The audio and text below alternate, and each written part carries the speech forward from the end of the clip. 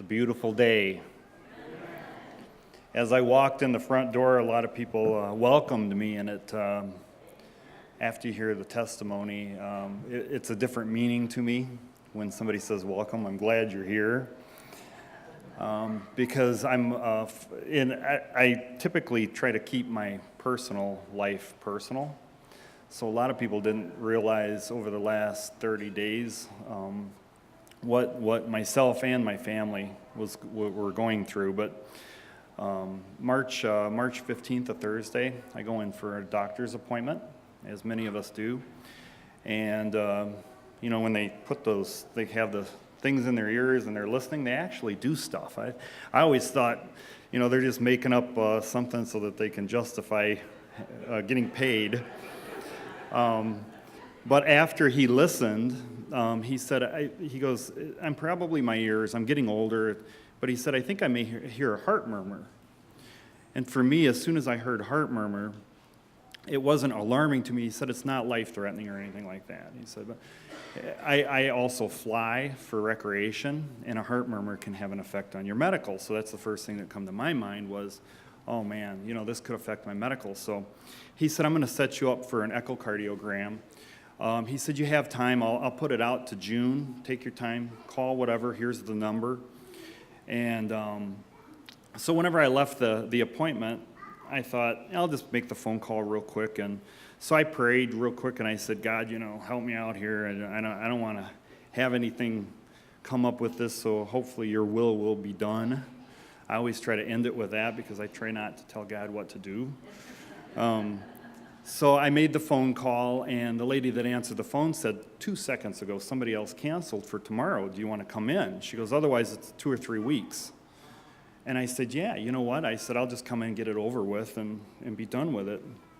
So this was on a Friday at 3 o'clock. I went in there, and it was like 45 minutes. And I left and went to dinner at 7 p.m. with some friends and got a phone call. I looked at the phone. And I thought, I'm not going to answer it. I don't know the number, which I know we all do that. I thought it's probably somebody trying to sell me a lower interest rate on a loan I don't have. So I let it sit there, and then I grabbed it and answered it. And on the phone was a lady that said she was a nurse with my results with my echocardiogram, and she said, we had some alarming findings on it, and what we'd like you to do is come back in for more testing. And I said, that's fine. I said, when would you like to do that? I said, let me grab my calendar off my phone, and what day next week? And she said, no, you need to come in now. And I kind of laughed a little bit because I thought she was joking, because I said, well, now is 7 p.m., nothing's open at 7 o'clock at night. And she said, no, you need to report to the ER downtown Bronson. And she said, if you're not able to drive yourself, we can send an ambulance. And I paused for a moment. I thought, is this somebody pulling a prank on me? I mean, I drove here. I feel fine. And I said, no. I said, I can drive myself. And she said, well, how long will it take you to get downtown? And I said, about 45 minutes. And she said, okay, we'll have a team waiting for you. So I get in the car, and that was the longest 45 minutes I think I've ever driven in my whole life. And I'm like, okay, maybe I needed to be a little more specific with God here, because this isn't how it's turning out. So I said another little prayer. I get to the emergency room. I tell them my name, and as soon as I tell them my name, somebody stands up and takes me into the back. And they run additional tests, and basically they found out I had an enlarged aortic root on the base of my heart. It's normally about 3.5 centimeters, and mine was 5.5. They said, we were concerned about the rest of your aorta. It's fine, so we're going to cut you loose. This was at like 1 in the morning, and I actually joked around, and I said, can I go back out to dinner? And they're like, well, yeah, you can do whatever you were doing. And but they said, we need to set you up with a surgeon to see what your options are. So I said, okay.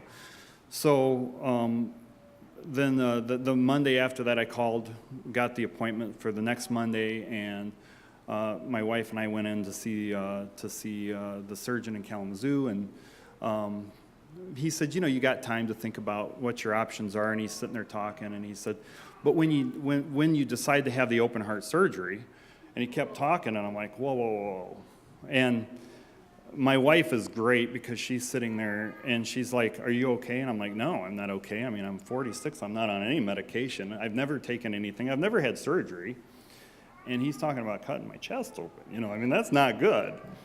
So so she asked him to pause, and I actually got some water and was sitting there thinking about it. And he said, there's 3 different procedures. You might want to go to Cleveland Clinic and get a second opinion. I said, well, actually, I've got an appointment with Cleveland Clinic at 7 a.m. tomorrow morning, which in itself was incredible that I got an appointment within 3 or 4 days at Cleveland Clinic.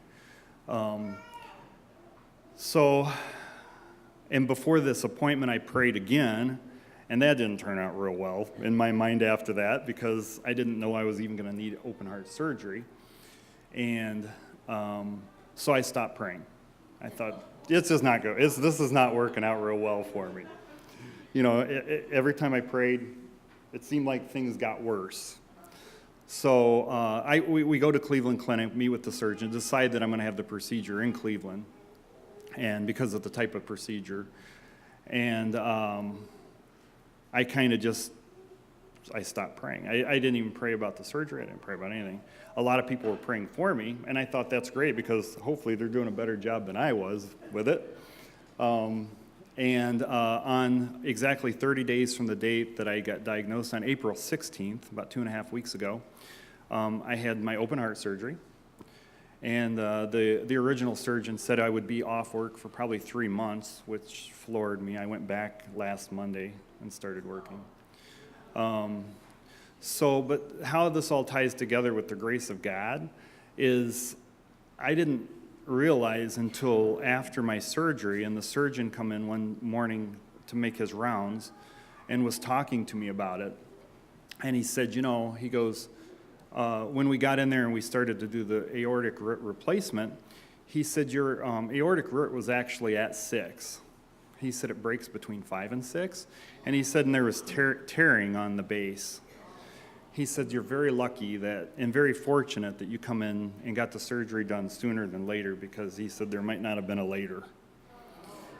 And so after he left and I laid there with all these tubes and IVs in me, which I thought, wow, God did actually look out for me. And he had a plan, and I doubted him, and he still looked out for me. And so it's 2.5 weeks later. I feel great. I felt great before the surgery, but I feel good now knowing that I'm probably going to be around, God willing, a lot longer. So, yeah.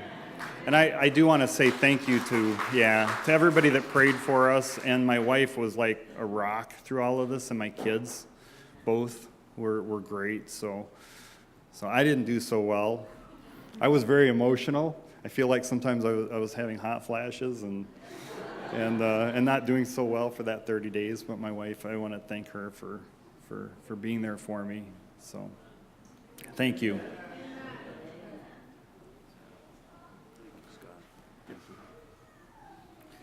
Let's kneel in prayer together as we do our congregational prayer.